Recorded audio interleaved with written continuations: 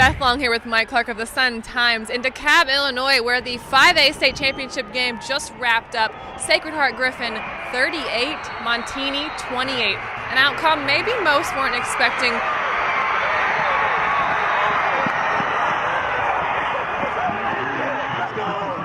The game seemed to change after Derek Curry's 82-yard kickoff return for a touchdown. From that point on, Montini's offense, they didn't do much. Yeah, that was a little bit strange. I mean, Montini's been a high-scoring team all year long, and obviously they just did not get anything going. They talked in the post-game press conference about not having a rhythm, mainly because of some of the changes that Sacred Heart-Griffin did up front, kind of confused the Montini offensive line a little bit, and this is something we haven't seen all year long. And Montini has been relying on their passing game. Today threw 57 passes, and quarterback Alex Willis only completed 23 of them. The 57 was a state record for pass attempts. What do you think went right for Montini, but also how did that go so wrong? Well, the thing that they've had all year long is they haven't really run the ball very effectively, but they haven't had to. This was a game where they had to maybe have a little bit better running game, and they just couldn't really establish it.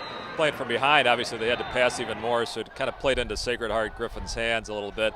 And those actually weren't the final numbers.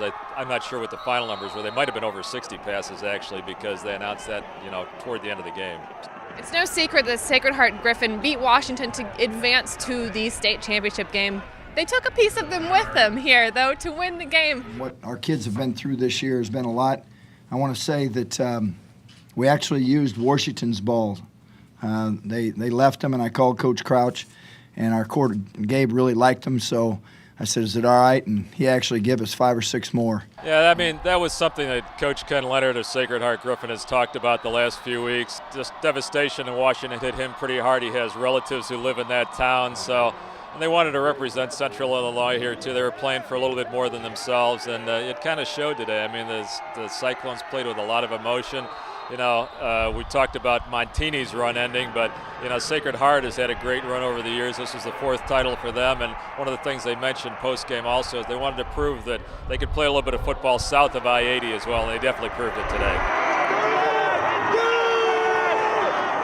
Make sure you stay on High School Cube News and the Sun-Times throughout the day and the weekend as we bring you plenty of coverage from here in DeKalb.